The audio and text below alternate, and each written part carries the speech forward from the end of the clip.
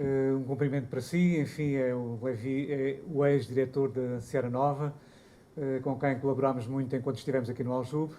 Um cumprimento especial, portanto, e a todos os presentes, as boas-vindas, claro, evidentemente, e dizer-vos o quê?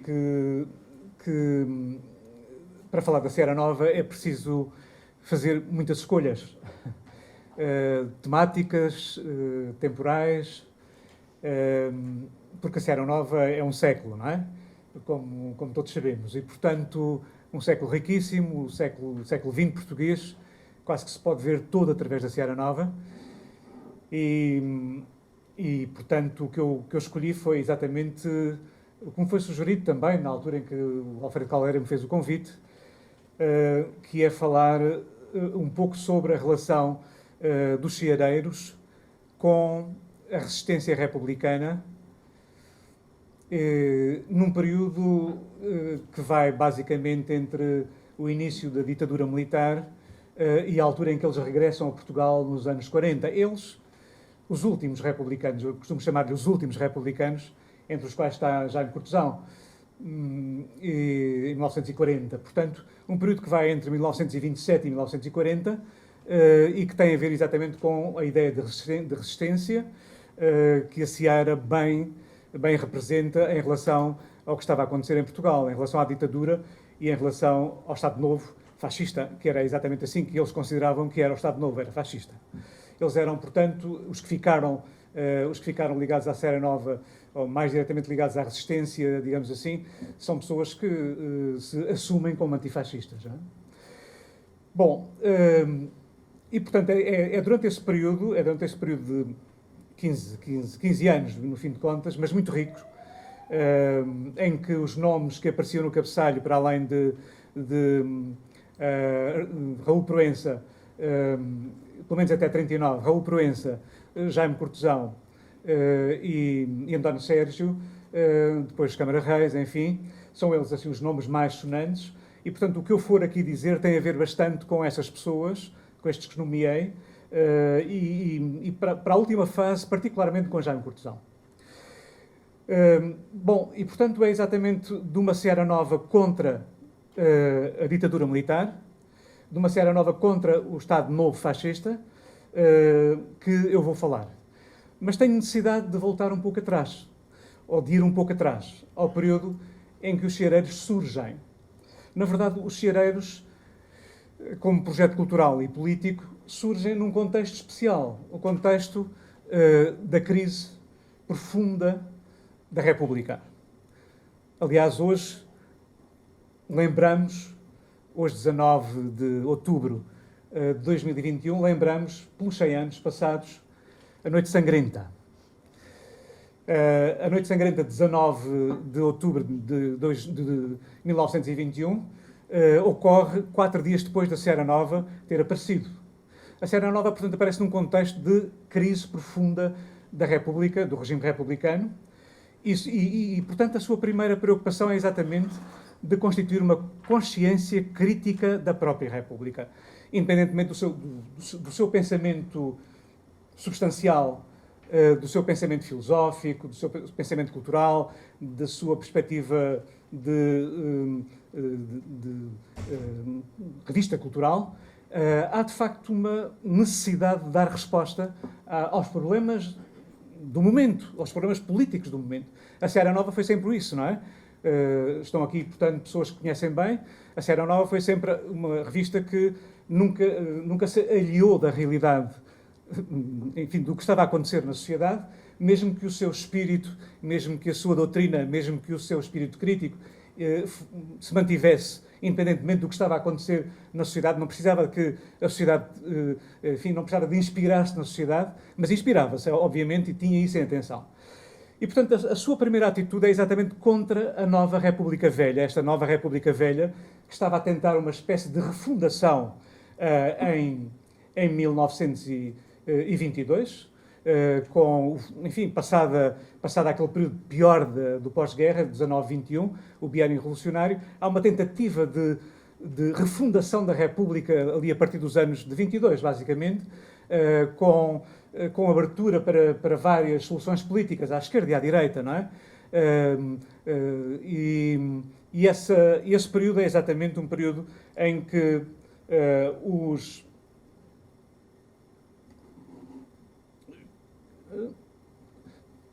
Tenho que passar, porque não tenho aqui maneira de passar. Já está? Ok. Muito bem, portanto, é exatamente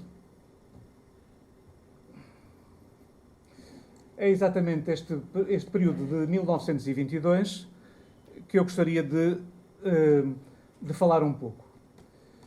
Na verdade, os chiareiros inscrevem-se aqui numa tentativa, se quiserem, cultural sem dúvida, mas política também, em que, não querendo entrar diretamente no campo da política, acabam por ter que entrar, um pouco por imposição das circunstâncias do momento. Em 1922 vão tornar público um programa mínimo de salvação pública, um programa que eles chamavam Governo de Competências e Suprapartidário, que é uma ideia que vai manter-se ao longo de muito tempo, até praticamente à Segunda Guerra Mundial, por uma república democrática e reformada. Não têm, obviamente, a ambição de entrar diretamente para os governos, mas acabarão por ter a necessidade de participar em algumas soluções políticas que surgiram, nomeadamente no governo de Alva de Castro, onde António Sérgio é Ministro da Instrução, e depois no governo de José Domingos dos Santos, onde Ezequiel de Campos é Ministro da Agricultura. São experiências temporárias, momentâneas, não é esse o espírito propriamente da Seara Nova, mas participam exatamente nesses governos na ideia de que é preciso reformar a política da República, do partido dominante da República, e de que é preciso encontrar soluções do ponto de vista deles à esquerda, no fim de contas, porque houve também governos à direita do Partido Nacionalista, mas não é aí que eles se inscrevem. Eles inscrevem-se numa esquerda democrática e, portanto, participam no governo de Alva de Castro, participam no governo de José Domingos dos Santos, mas é evidente que, a partir do momento em que participam, estão exatamente a tomar algumas posições críticas em relação à política dominante do PRP, do Partido chamado Democrático, do Partido de António Maria da Silva. E, portanto, a sua atitude vai ser marcada desde aqui por esse afastamento em relação à República de António Maria da Silva, à República do PRP, e portanto, quando, já quase no final da República, surge a ideia de que é preciso combater todos os sinais que vêm da direita, a Seara Nova, os chiareiros, entram mesmo numa luta decisiva contra digamos assim, as ameaças da direita integralista, fascista, que vão surgir em 1925-26. Em 26 são conhecidas, enfim, as conferências do António Sérgio, tentativa contra os integralistas, e depois a Semana contra o Fascismo, promovida por Raul Proença e pelos chiareiros em conjunto, e isso marca claramente uma atitude. Portanto, uma atitude contra, no fim de contas, aquilo que a República era ou que estava a ser, e que os vai tornar exatamente num campo político um pouco republicano, mas um pouco à parte, digamos assim, do campo dominante. São já, nesta altura, em 25, 26, um campo crítico da República, digamos assim, a consciência crítica da República. E isso vai fazer com que, instalada a ditadura militar em 28 de maio de 1926, os chiareiros não tenham uma outra solução que não seja exatamente colocar-se numa atitude de luta armada, no fim de contas, sem complacências, porque a ditadura já não era uma questão de reforma, a ditadura já não caía por reformas como aconteceu eventualmente com o período anterior, a ditadura estava ali para impor-se. Tinha durado uns meses, mas já se percebia muito bem, com a censura, com as prisões, etc., percebia-se muito bem o que era a ditadura militar.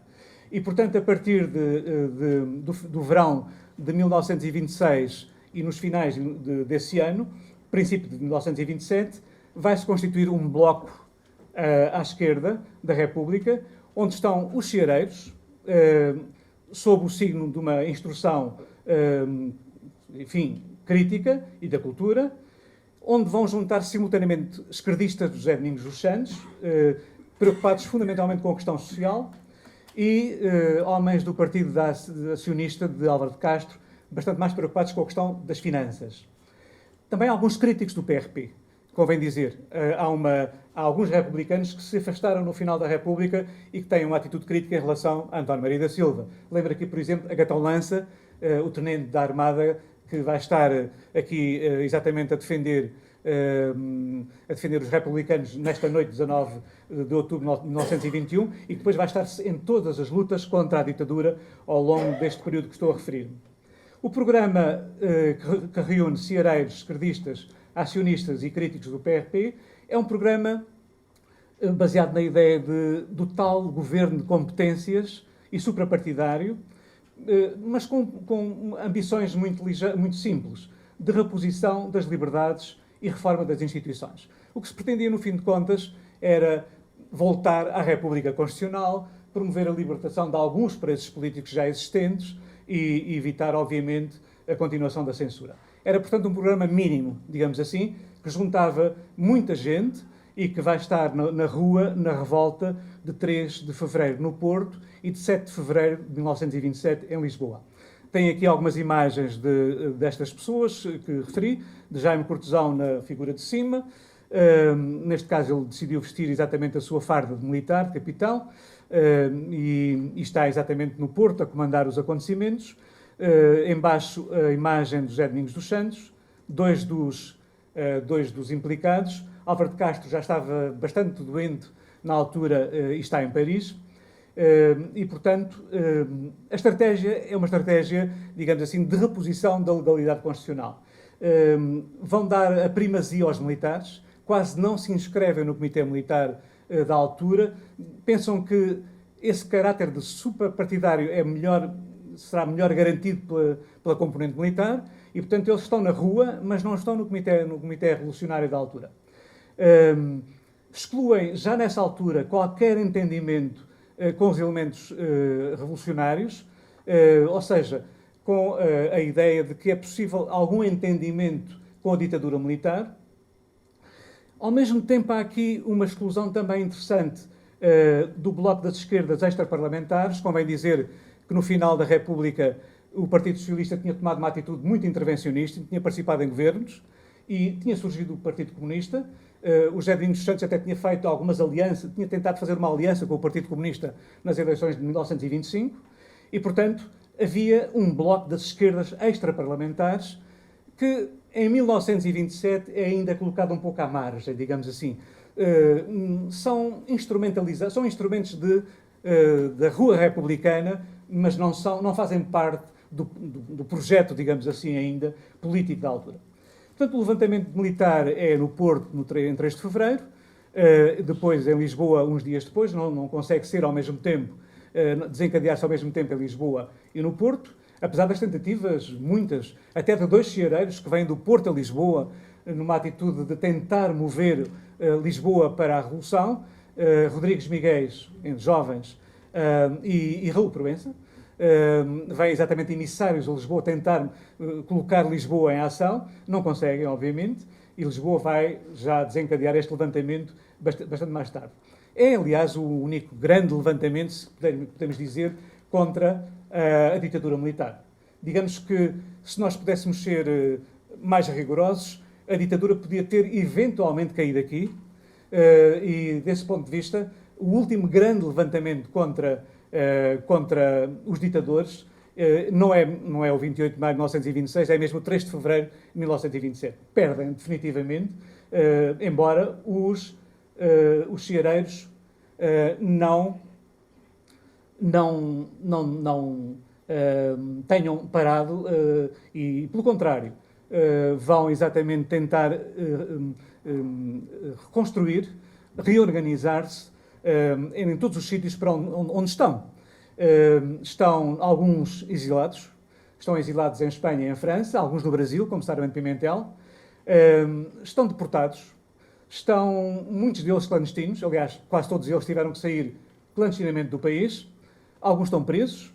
Estou a falar do bloco que desencadeou o 3 de fevereiro no Porto, por ação exatamente já da ditadura, saem para Timor, por exemplo, e largando pessoas ao longo de todo o percurso, barcos com centenas de deportados a seguir à revolta, mas alguns dos líderes desta revolta do Porto e de Lisboa reorganizam-se em Paris e formam aquilo que se chama a Liga de Paris, a Liga de Defesa da República, mais conhecida por Liga de Paris. Estão em Paris António Sérgio, estão em Paris Jaime Cortesão, isto para falar apenas dos ceareiros, e outros homens, já estavam lá Brânio Machado, Afonso Costa, e portanto é na base deste grupo que esteve no 7 de fevereiro que a Liga de Paris se vai reorganizar. Na base de um programa, na base mais uma vez, da ligação entre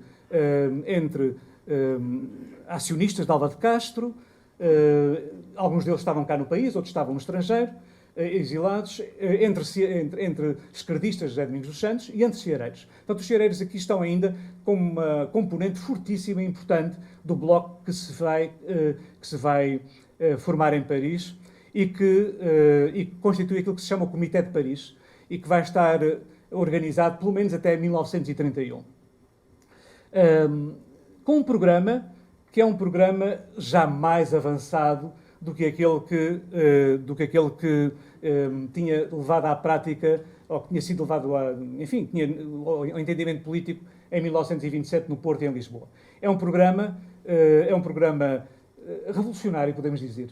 É um programa revolucionário, é um programa que pretende não propriamente retomar a situação constitucional anterior, mas pretende um governo provisório, um novo governo provisório, que tenha o tempo suficiente para promover as reformas que forem necessárias e não ficar dependente de circunstâncias, quer de eleições, quer de outras circunstâncias.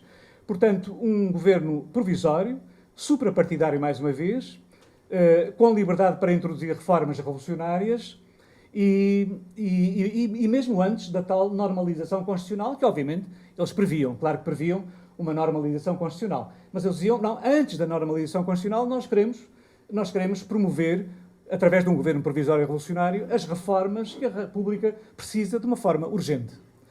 E este é o programa da Liga de Paris e, portanto, com um repúdio completo por todos os pactos de transição que pudessem estar a ser negociados na altura. E estavam. Os setores mais moderados da República, embora opositores à ditadura militar, estavam a negociar com os ditadores uma transição pactuada. É o caso de Cunha Leal, que vai estar a negociar com os ditadores até pelo menos 1929. É o caso de António Maria da Silva, que está também a negociar com os ditadores uma amnistia para os presos políticos, um fim da censura, o retorno à liberdade constitucional. Às liberdades constitucionais. Na verdade, este é um problema logo à partida. Ou seja, o governo que os ceareiros, os esquerdistas, os acionistas querem, e o programa que têm em Paris, não é um programa que possa estar de acordo com as outras oposições no interior do país. E aqui vai criar-se um dos primeiros problemas de entendimento com o interior. Houve sempre estes problemas do entendimento com o interior. O interior, enfim, eram as pessoas que estavam mais próximos da realidade, com mais dificuldades em agir, e também eram os setores mais moderados, digamos assim, da oposição, que estavam em ação. E, portanto, há até tentativas, o António Maria da Silva vai a Paris, há conversações em Paris, a ver se há entendimento possível entre os do interior e os dos exilados, mas isso não acontece. Isso nunca acontece, entre 1927 e 1930, isso nunca acontece. E, portanto, algumas das revoltas que vão ocorrer nesta altura ocorrem com grandes dificuldades.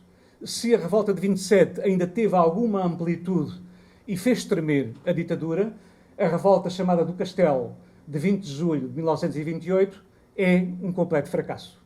Há milhares de pessoas que foram aliciadas para a Revolução. Há milhares de pessoas por todo o país que estão prontas a iniciar um trabalho de oposição armada ao regime, desde a Guarda e Pinhel ao Porto, à região de entroncamento e Torres Novas de Tomar, ao sul, etc. Mas a revolta quase não sai, quer dizer, há um desentendimento total entre os elementos do interior e os que vêm de Paris. Na altura vinha Sarmento de Beiros, fundamentalmente era ele que vinha em nome da Liga de Paris, mas cá em Lisboa estava, por exemplo, o coronel Hélder Ribeiro, um homem bastante ligado aos acionistas de Álvaro de Castro. Na verdade, este entendimento não se realizou e em 1928 e a Revolta do Castelo foi um fracasso completo. E os fracassos foram mais ou menos acontecendo até 1930. Digamos que os anos que vêm a seguir são anos que mostram que havia ainda necessidade de alargar... Havia, aliás, uma necessidade dramática de alargar o campo revolucionário. Não chegava já de modo nenhum os esquerdistas que sobravam, os acionistas que sobravam, os cheireiros que sobravam, que eram poucos já, porque muitos estavam exatamente exilados, eram poucas personalidades já, não sobrava, não era suficiente, de modo nenhum. E de resto, os anos de 29 e 30 continuam com os mais moderados a tentarem negociações com os ditadores. As tentativas de organização e da vinda de armas a partir do exterior são todas bloqueadas e há uma retenção de todos os elementos que foram conseguidos no final de 1930. São apanhados imensos elementos revolucionários, muito armamento, mesmo armamento pesado, e, portanto, digamos que há uma dificuldade imensa em encontrar já aqui meios para levar por diante aquilo que podia ser uma revolução. E na própria Seara Nova surgem exatamente estas dificuldades em entender o que pudesse ser um bloco mais alargado, digamos assim, de participantes contra a ditadura, que já vimos que era difícil encontrar entre os setores mais moderados. É curiosa exatamente esta disputa que houve por volta de 1930, não é? Entre a geração mais jovem dos ceareiros. O protagonista principal é, de facto, aqui José Rodrigues Migués, que escreve na Seara Nova um artigo sobre os fins e a coragem nos meios de atuar, e que era já ela uma resposta a um artigo de Castelo Branco Chaves sobre a ideia do que seria a Revolução. O que é a Revolução? Para onde é que vamos finalmente? O que é a Revolução? O que podemos fazer na Seara Nova? Esta nova geração de intelectuais em que José Rodrigues Migués se inscreve já não vê possibilidade de o campo político contra a ditadura não ser alargado a outras esquerdas. As esquerdas que já não estão propriamente no campo institucional, mesmo às esquerdas revolucionárias, às esquerdas extraparlamentares.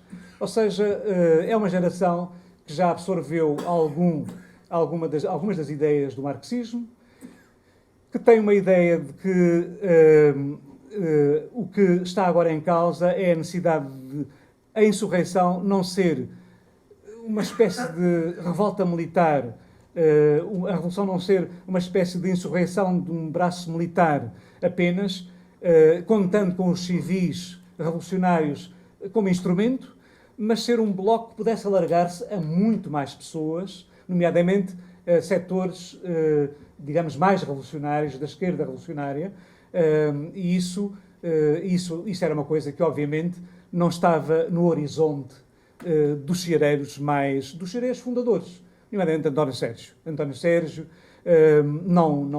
obviamente não aceita, e de resto estes artigos que escrevem na Seara Nova, a Seara Nova e o conceito de revolução, reafirma tudo o que tem a dizer sobre o que seja a Revolução. A Revolução, para os ceareiros que fundaram a Seara Nova, para Jaime Cortesão, para António Sérgio, para Raul Proença, a Revolução é uma revolução do espírito, é uma revolução cultural, é uma revolução das mentalidades, é uma revolução que tem que passar pela mudança do que pensam não só as elites, mas também por um crescimento cívico do povo português.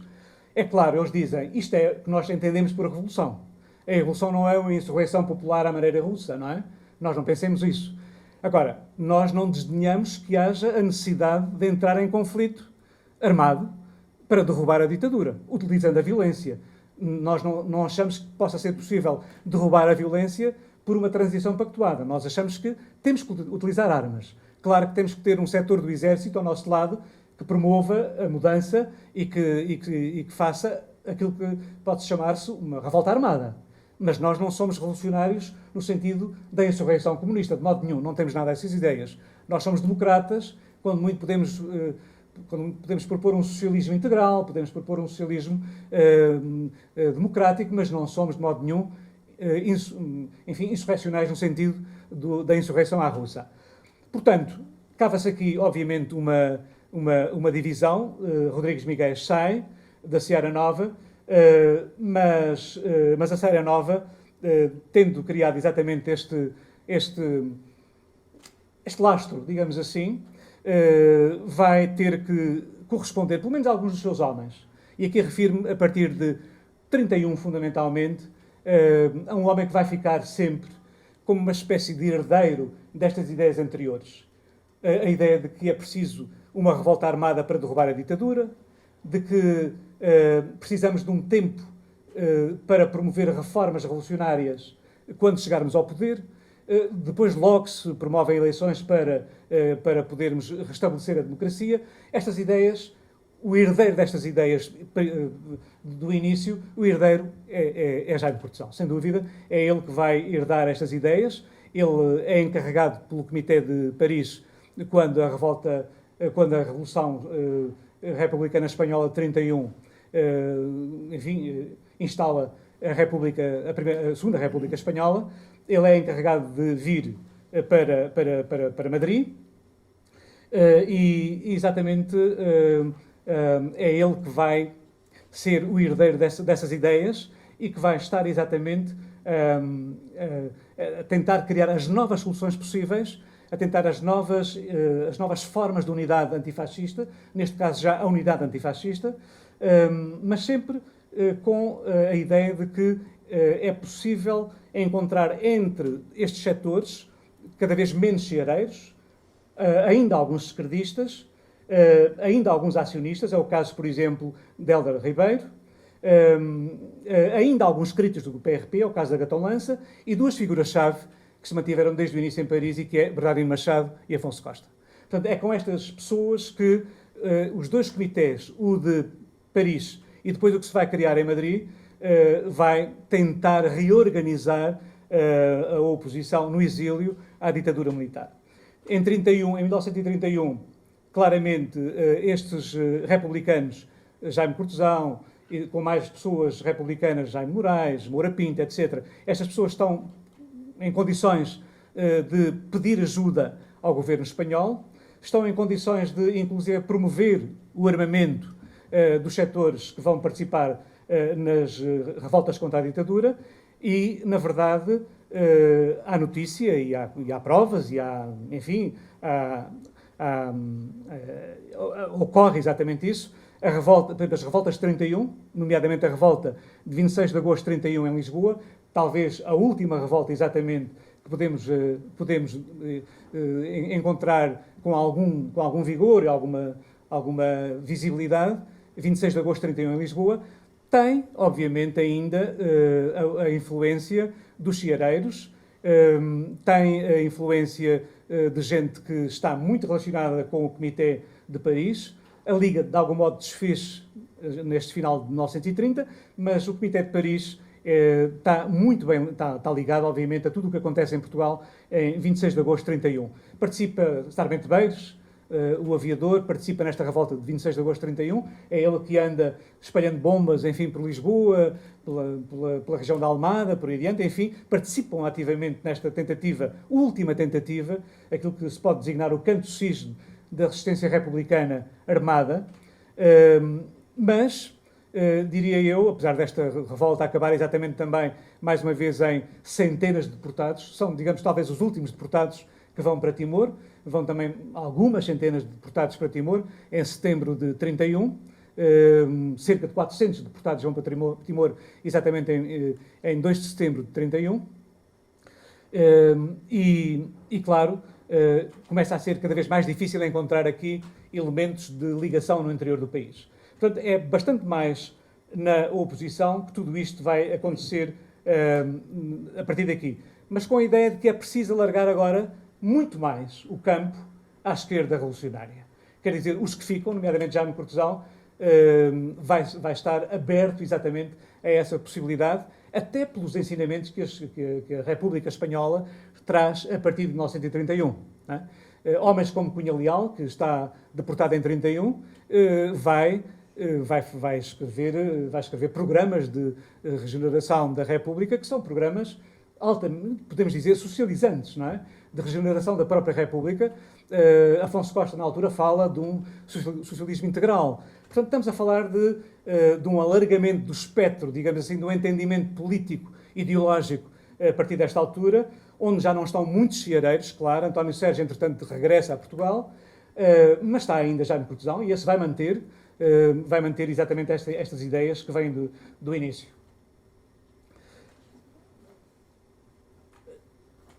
E é exatamente neste quadro de alargamento às esquerdas revolucionárias que vai surgir uma experiência nova. Não são todos os ceareiros que são capazes de fazer esta experiência, nem todos estariam em condições de a fazer, mas, por exemplo, Jaime Cortesão está em condições de a fazer, que é uma primeira conjunção republicano-comunista. É a primeira experiência, digamos assim, de unir republicanos de esquerda, socialistas, democratas, a uma experiência revolucionária, insurrecional, comunista. A primeira conjunção republicano-comunista tem depois várias formas de manifestação. Ocorre entre os anos de 37 e 38 e as principais formas de manifestação são a criação de um organismo chamado UAPR, União dos Antifascistas Portugueses Residentes em Espanha, onde estão exatamente ceareiros, comunistas, socialistas, gente sem partido, enfim.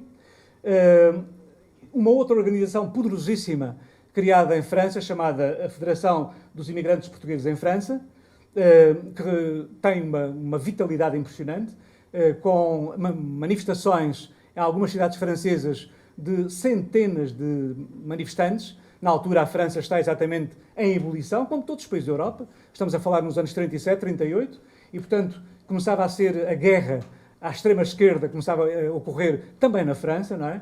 E, portanto, estes imigrantes estão na iminência de ser expulsos da França, em 37, 38, e a Federação é uma federação que é agarrada simultaneamente por republicanos e por comunistas. Portanto, é outra das manifestações desta conjunção republicana-comunista. Uma outra forma de expressão é o Jornal Unir. O Jornal Unir vai ser exatamente a expressão da Frente Popular Portuguesa no exílio. Uma Frente Popular que, obviamente, também existe por iniciativa fundamentalmente dos republicanos, Afonso Costa e Bernardino Machado, mas com a participação de comunistas que têm obviamente, que têm intervenção na formulação dos programas, como comunistas como Pavel, como Armando Correia Magalhães, como José Pinto Basto, são alguns dos que estão mais diretamente ligados a esta experiência e que vão à França e que vão à Espanha, enfim, e que intervêm, enfim, tentam encontrar um programa comum. Não se chega a encontrar um programa comum, mas há muitas similitudes entre o programa encontrado pelos comunistas e o programa encontrado pelos republicanos. É um programa que, enfim, prevê ações revolucionárias, prevê um plano até de libertação, não já de Portugal, mas da Ibéria, porque há uma relação muito forte com os republicanos espanhóis. Há um plano de libertação bastante mais genérico, digamos assim, e esta frente está, na verdade, diretamente ligada a alguns atos revolucionários que ocorrem, se não diretamente, pelo menos de uma forma muito instrumentalizada por este Comitê de Barcelona. A partir de certa altura já não é o Comitê de Madrid, porque obviamente os nacionalistas entraram em Madrid e o Comitê de Madrid teve que deslocar-se para Barcelona. E, portanto, é em Barcelona que tudo se passa já em 37, 38. Por exemplo, as bombas aos ministérios, as bombas dos ministérios no início do ano 37, é uma das manifestações desta Frente Popular. E há, enfim, alguma ideia de que o próprio atentado a Salazar teve por detrás o conhecimento, pelo menos o conhecimento muito claro, da Frente, dos responsáveis da Frente Popular por aquilo que ia acontecer. Não a sua aprovação, mas o conhecimento claríssimo de que isso ia acontecer. Portanto, porque é bom que se diga, estou aqui a ser muito sintético, é bom que se diga que a Frente Popular tem na sua Constituição, para além dos republicanos de esquerda, os comunistas e alguns anarquistas que optaram por aderir à Frente Popular. Nem todos os anarquistas aderem à Frente Popular, mas alguns aderem à Frente Popular. E é nesse setor mais esquerdista, digamos assim, que vamos encontrar alguns dos atores que vão estar nas ações revolucionárias de 37-38. Bom, imagina-se inclusive um plano chamado Lusitânia para a libertação do país no fim da guerra, enfim, quando a Guerra Civil de Espanha fosse bem resolvida pelos republicanos. Obviamente que não podia ser isso. Não podia acontecer com a derrota dos republicanos. Jaime Cortesão veio aqui muito ativo no Congresso Internacional dos Escritores em 1937, é ele o representante, e vai estar muito ativo em todos os aspectos da Constituição da Frente Popular, da UAP, da Federação dos Imigrantes, etc., da resolução, de encontrar os fundos suficientes para tudo isto, da organização de toda a oposição no exílio. Bom, e claro que estas oposições estão preparadas para que, pelo menos, os republicanos espanhóis não percam, em Espanha, claro, não percam a guerra civil. Têm a consciência plena que só podem vingar e só podem ter algum êxito se os republicanos espanhóis vencerem, obviamente, os nacionalistas. Claro que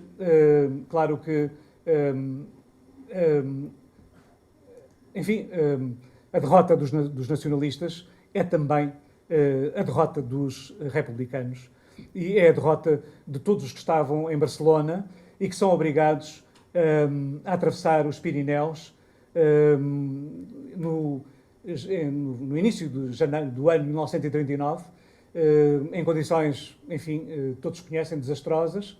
Há um texto fabuloso que recomendaria a todos os que ainda não conhecem, de Jaime Cortesão, sobre a saída, sobre a travessia dos Pirineus, que é um texto impressionante de rigor, de verdade e simultaneamente de tragédia. Um texto de tragédia também.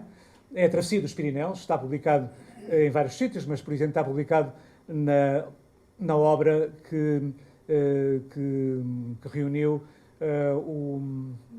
estou agora aqui a querer lembrar-me, o Oscar Lopes, que reuniu o Oscar Lopes já, enfim, há uns anos atrás. Mas está noutros sítios, encontra-se, aliás, noutros sítios. Esse talvez seja o melhor sítio para o encontrar, sobre o Jaime Cortesão.